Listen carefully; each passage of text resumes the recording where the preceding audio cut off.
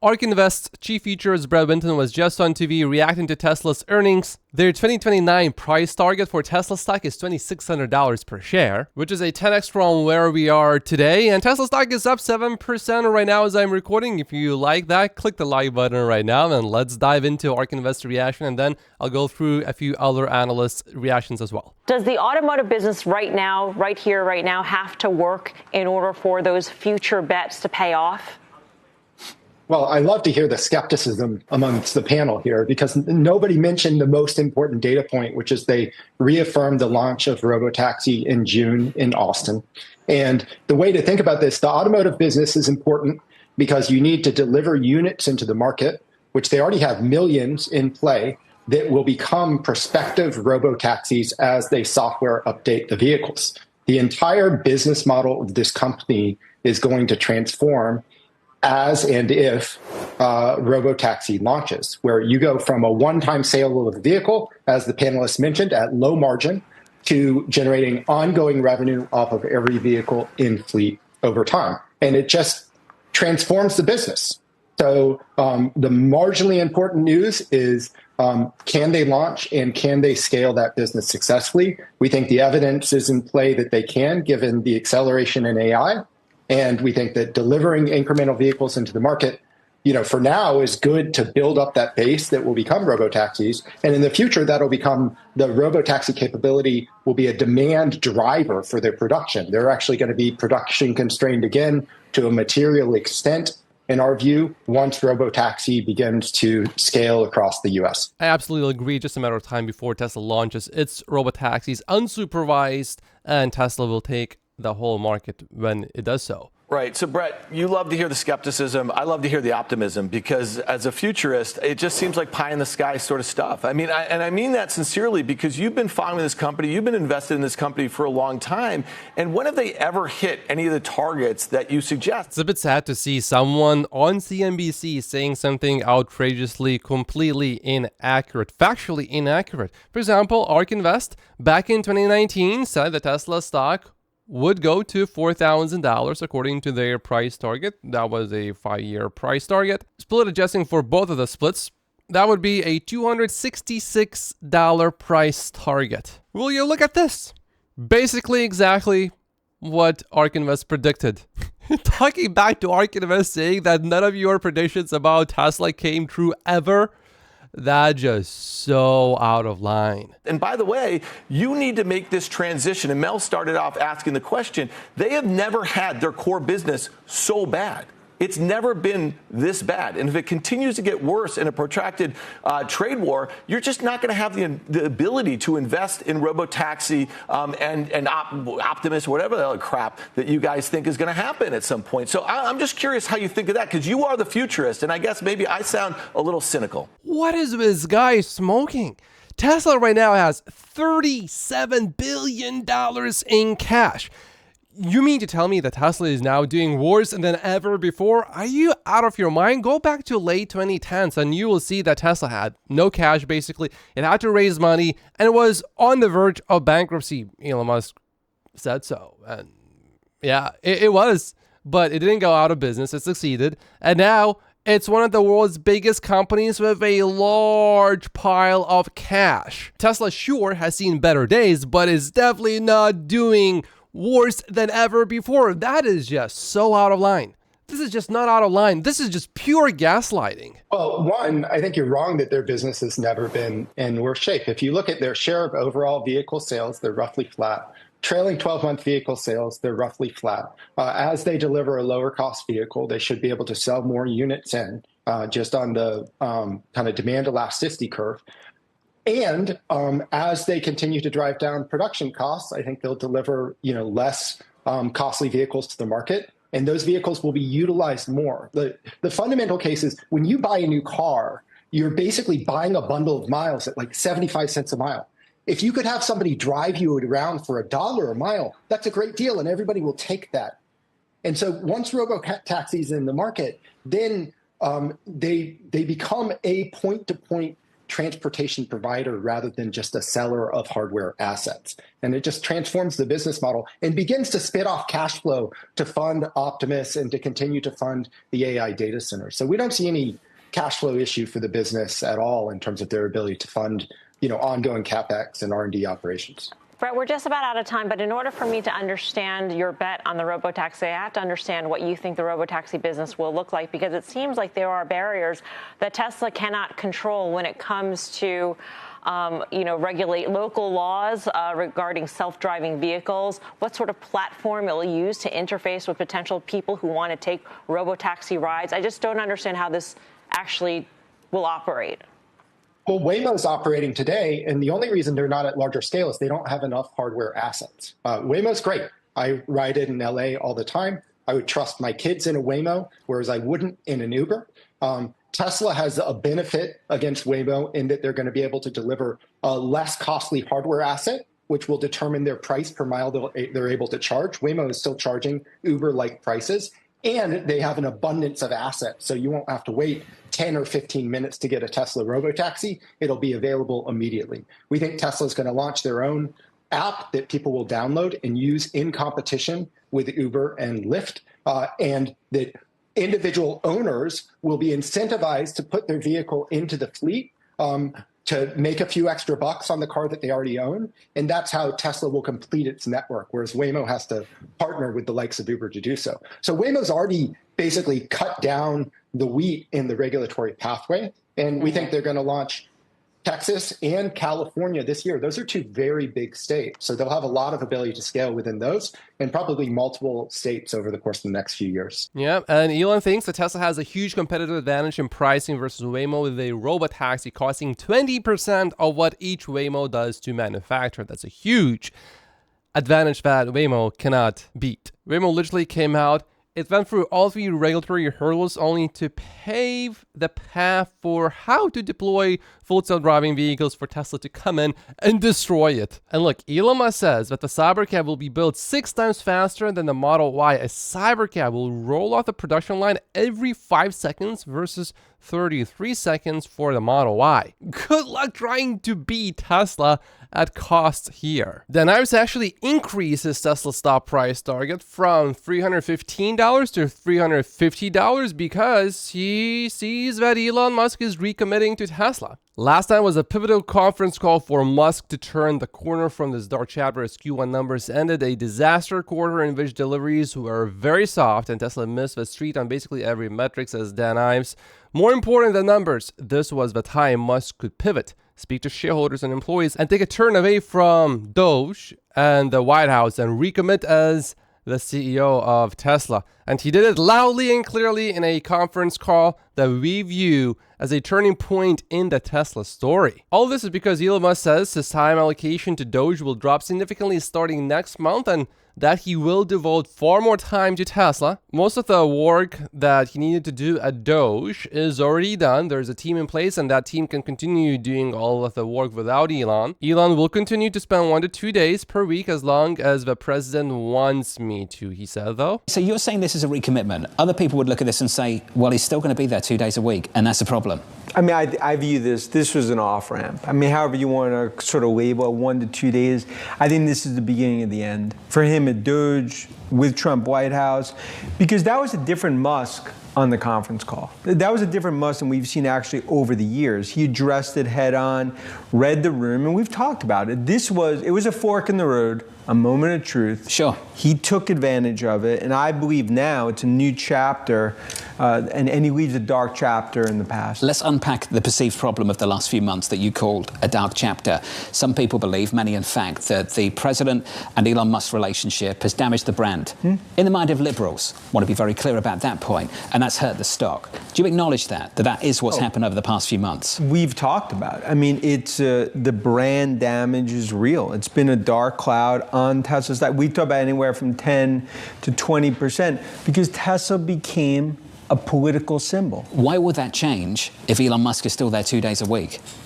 Again, and I don't believe again, the 1 to 2 days a week, however you want to phrase it, my view is, and we've talked about on the show, this is the off-ramp to be like, okay, 1-2 days a week, and I'm gone. I'm not saying that you're not going to see him at times with Trump, but we believe this is his taking a massive step back, recommitting to Tesla. And look, this was a different Musk on the conference call. This was not the normal Musk. This was one reading the room, aware of everything going on from a brand perspective. And I believe it's going to start a new chapter. Well, the brand damage is still going to be there.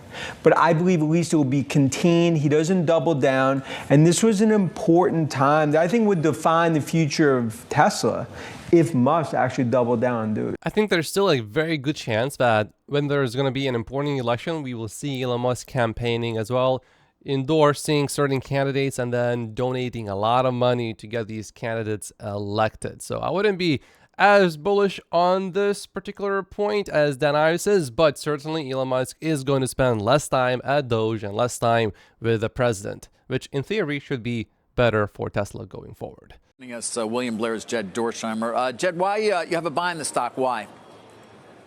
Well, one, I think that what Elon has built and done, and kind of moving to vehicles with a lower cost basis, is and on the energy side of the business, that's something we really like. And I think that people underestimated energy. And I think, quite frankly, last night was an example of that, where 14% of revenues, 25% of profits, which showed some resilience. So everybody knows that the auto side of the business has been under pressure.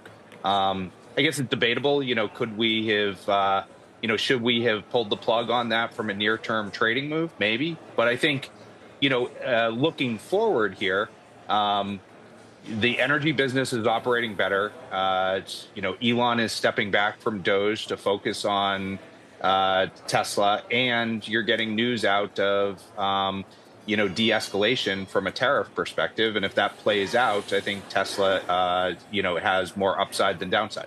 Yeah, I noticed from your coverage list, it's not a surprise you might be focused on the energy business, given you do focus on a lot of those companies in that general industry. We haven't talked that much about it. Obviously, a lot of the enthusiasm seems to be around robots and auto and robot taxis as well. What are your expectations for energy then as a percentage overall? Will it continue to increase in terms of the overall percentage of profits of the company? Sure. I mean, listen, it does have tariff exposure. So that is a vulnerability here. But if you do get a de-escalation, we have said that the return on invested capital of Tesla's energy business is better than any of their other businesses from our perspective. And I think we're seeing that bear fruit. Our analysis revealed that the need for mega packs and battery storage is far greater than most expect, largely because the variability that renewables have pushed onto the grid, both domestically and abroad, has created a lot of problems. And so to fix some of those problems, you will see a need for more battery storage. So we're very bullish on that. In fact, I'm out here on the West Coast at an energy conference with a lot of policymakers here. And, hopefully, we'll see. But I think what you're probably seeing is some capitulation off of a bottom. The resilience, might even see some short covering that's driving this. But I think the resilience from energy is definitely the highlight. In the long term, if Tesla did not solve full self-driving, making it safer than human driving, I believe that Tesla's energy business revenue would actually eventually exceed the revenue of the auto business. That's how big I believe that business is going to be. Here's Gary's reaction. More affordable vehicle, likely not a new form factor, won't expand the total addressable market, and Musk returning to Tesla should end the brand damage. I agree with Gary here. I'm sure it drives Tesla shorts crazy that Wall Street 2025 EPS estimates are down about 7% this morning from yesterday, and yet the Tesla, the stock is up 7%. But markets are up overall, so that's why I think Tesla stock is up so much. That's the main reason, really. But I think also people like the earnings, at least the idea that Elon Musk is going to be spending more time at Tesla. Piper Sandler actually has quite a bit of credibility about Tesla stock. They have been long-term bulls, and that has worked out great for them. And they are not cutting their Tesla stock price target. They are keeping it at $400 per share for the next 12 months. And right after the earnings in the after hours, the stock was actually trading up slightly, which Piper Sandler calls the best case scenario. In their view, launching new, more affordable models before the second quarter ends should be enough to keep the bears at bay, at least until we have a better idea what exactly these new products are, as well as the scope and scale of the robotaxi launch. Craig Irvin says that Tesla stock is a story stock, and that's not really exactly wrong. But the thing is, the story is Elon Musk does the impossible over and over and over again, but late. I would say that's a pretty accurate assessment, although I don't care what Craig Irvin says because he's the guy that's been saying that Toyota already has everything that Tesla has. He's been saying that for years. He's a funny guy. If during all those years he presented his financial analysis of Tesla at a comedy club, I think he would have done better, actually. And this is overall how Gary Black feels about Tesla stock, the positive catalyst and negative catalyst. Number one, for positives, Trump streamlines federal process, allowing Tesla to secure general and supervised autonomy license nationally. I think that's already baked into the stock, so I wouldn't call it a positive catalyst. More affordable vehicle launch at the end of 2025 Q2 may slow further EV share loss. And in the earnings, Tesla actually distinguishes between lower cost models, which they are saying they will launch in the first half of this year, and Cybercab, which we are launching in 2026. So definitely not just a Cybercab with a steering wheel. And Sawyer here also believes that the new affordable models, or one of them, is going to be just a stripped down Model Y, which is exactly what they just did with the Cybertruck, and people are not exactly happy with that. And Omar also is of the opinion that it's just going to be a stripped down Model 3 and a Model Y. Same with Farzad. By far the strongest argument for this is that at this moment, it's really far too late for a new model to be shown that is not a Cybercab for it to be released in the first half of this year. Typically, we would have seen vehicles out there already camouflaged, but we haven't seen anything. Here's a Tesla stock investor, Sasha Yanchin, reacting to the earnings. Tesla refusing to produce a compact car is a giant miss for European and Asian markets. If Tesla made a Golf-sized hatchback that went 300 miles, the demand would be pretty much infinite. I wouldn't call it infinite, but it would be high. It would be the next best-selling vehicle in the world, while the Model Y probably would still say as a second best-selling vehicle in the world, outselling all other vehicles that are not Teslas. Tesla is a giant company with tens of billions of dollars in cash. We now have a record $37 billion in cash. Focusing on FSD does not mean it is also logical not to use that cash stockpile to print money by building a compact car. It is possible to focus on more than one thing at a time if the management is actually working full-time to make the company kick butt instead of balancing 20 other jobs. FSD or no FSD, European and Asian markets don't want to buy Cybertrucks. They want a compact car, and for many of them actually, a Model Y or a Model 3 even,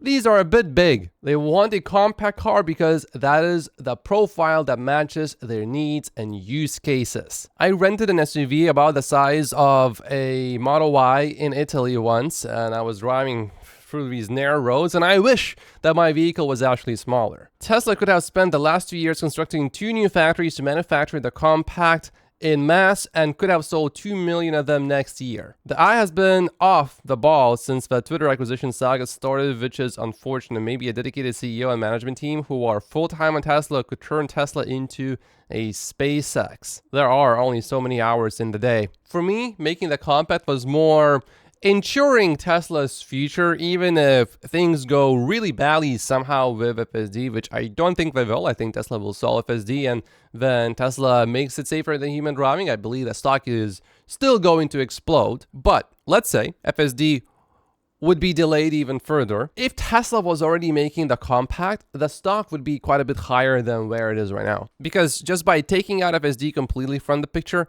the stock would actually have still quite a bit of room to grow just from the vehicle business if Tesla was going into those segments as well. The thing is, a lot of people, they do not want a vehicle that's the size of the Model Y that's completely stripped down of every single feature. Many of them, especially in Europe and in China, would rather have a smaller vehicle, but with seats that feel like they are leather. They still want some of those more premium features, but in a smaller car. But in the end, as long as full self-driving is solved, none of this matters. However, from a leaked meeting, we learned that Elon Musk actually did not even want to build the Model Y. It was his lieutenants who pushed him to build the Model Y. Elon did not want to build it because he thought FSD would be solved soon enough, but it wasn't. And if Tesla didn't have the Model Y, I don't think that the stock would be where it is today. It would be significantly lower. And this is a good exchange. I look in the eyes of Elon, and if he believes he's about to solve FSD, then why focus any energy in producing a compact car versus mass-produced cybercabs, which hopefully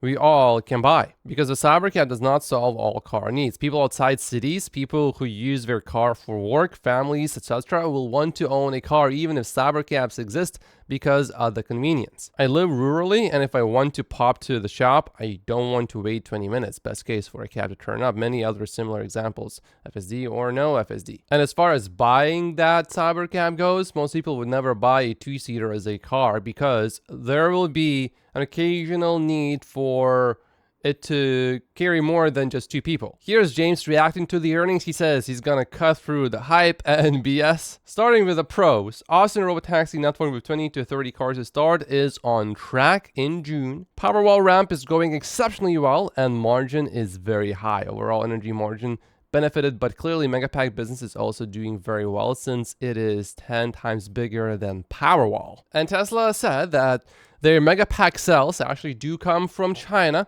And one reason why Tesla stock is up is because China says the door is wide open to talks after Trump suggests tariffs U-turn. This is from The Guardian. The president says China tariffs will drop substantially, but it won't be zero. Megafactory Shanghai ramp is progressing well, which is, that's so good to hear. The new Model Y ramp appears to be going well, and cheaper models appear to be on track for June, which is a bit unlike Tesla because normally you would expect a delay, but so far there's no delay, so that's good. And now cons. No compact vehicle coming, only variations of the Model 3 and the Model Y. The rumors were true and Elon lied. He would be referring to the article from Reuters here, the rumor from last year, April. Tesla scraps low-cost car plans. And then if you remember, Elon Musk denied that Tesla is scrapping plans to create a low-cost electric vehicle. People even got community notes saying that Tesla scraps low-cost car plans.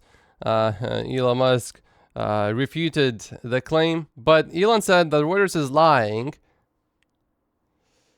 He didn't specify what the lie was about. And then Elon replied with an eye emoji to this Sawyer's post. Tesla's low-cost 25,000 car and the Robotaxi were always going to be based on the same platform. They were going to be very similar, but the 25,000 version was going to have a steering wheel. You know, I'm almost starting to think that Elon Musk maybe sees the Cybercab as a more affordable model, but I don't think that would be accurate because Elon not really directly confirmed that all of this is true, but looking at how he responded to this, you would think that everything basically what Sawyer's saying here should be true according to Elon. And Sawyer clearly says that there would be a Robotaxi and a separate vehicle, but based on the same platform. Looking at what happened, here's what I think actually went on. Reuters reported that Tesla has canceled the long-promised and expensive car, but that Tesla will build a Robotaxi basically on the same small vehicle platform. And the part where I think Elon said Reuters is lying again is that Reuters said it was canceled, but probably maybe it was just delayed. Maybe that's what Elon Musk was thinking. I'm not sure. But I don't think he would just lie outright like that. But Elon Musk has played games with words before. So the program has just been delayed, but not canceled. You could say that Reuters lied because Reuters said it was canceled. And certainly at this point, a lot of investors will feel having been played because Tesla came out with this statement that more affordable models are coming out. And this was after Elon said that, Reuters was lying. So people thought, many of them, that it would be actually the new, smaller model, not just a stripped down Model 3 or Model Y. You can make a stripped down version so fast. Why did they even wait so long? And I think the reason why you would wait so long is because you're making it sound like you're releasing a completely new model that's not just a stripped down version of an existing model, which I would just call it a different trim and not a new model. But by waiting for so long, there's an illusion created it's going to be a new model. On the other hand, it has been clearly emphasized that mass production is expected for the robotaxi next year, and I assume Tesla would be able to change a few modifications to the robotaxi and actually make it a four-door, smaller, compact vehicle. But knowing that during that leaked meeting, which happened right before Reuters wrote that article, knowing that Elon Musk said, and this is a direct quote from that leak, let someone else do it, referring to building a smaller, more affordable EV. Knowing that, I'm not so convinced that Tesla actually will build a smaller, more compact EV. But what is clear is that all the top executives, except for Elon Musk, want to build a smaller, compact EV. This is extremely clear. This decision is coming directly from Elon Musk only and no one else. Tesla is literally sitting on $37 billion of cash. Tesla's cash has grown by about $10 billion in one single year. Tesla is not limited by the lack of resources to work on FSD and develop a new compact car at the same time. This is all a decision from the very, very top only, which is going to work out okay in the end because Tesla will solve full self-driving, making it safer than human driving. So on the bright side, we can buy Tesla stock at cheaper prices before full self-driving becomes safer than human driving. James continues here, the already watered down 2025 guidance of 20 to 30% unit growth to growth was removed. They tried to connect it to tariffs and political situation. The truth is demand is terrible. I expect 1.65 million deliveries in 2025 if all goes well, and another year-over-year decline in volume and earnings. These cheaper models are unlikely to add any incremental volume to the business. Another thing that changed, unsupervised FSD for the masses guide, no longer end of 2025. Now it's middle of 2026. So not even Q1 of 2026, middle of 2026. However, James didn't mention that Elon says Tesla FSD unsupervised will be available before the end of this year for customer testing within the US. James also didn't mention that Elon said, I'm confident that we will be available in many cities in the US by the end of the year, meaning robotaxis in many cities. And Elon is confident that the first Model Y will drive itself from the factory to a customer's home later this year. And then later Elon actually did say that he is confident that Tesla will deliver unsupervised full self-driving in consumer vehicles by the end of the year. But unsupervised FSD for the masses, that's middle of 2026, and that's when Elon says FSD is going to really start moving the needle financially for Tesla. I believe that Tesla stock is going to $1,000 per share, and then after that well above it. But there is one investment that I'm telling my teenage drivers to make, and that's not Tesla stock. It is investing in yourself. And they have been asking me about how I'm doing numbers like this, and I'm going to teach them everything I know about money during this 2-day event that I'm going to be doing in Texas. So there's a link down below. Click on that if you're interested, and I will see you there very soon on May 3rd and 4th, Saturday, Sunday. Click the like button if you haven't yet, and I will see you in the next video. I'm not sure if I'm able to do a video on Friday, so if not, then I will probably see you back on Monday. Thank you so much for watching, and I will see you later.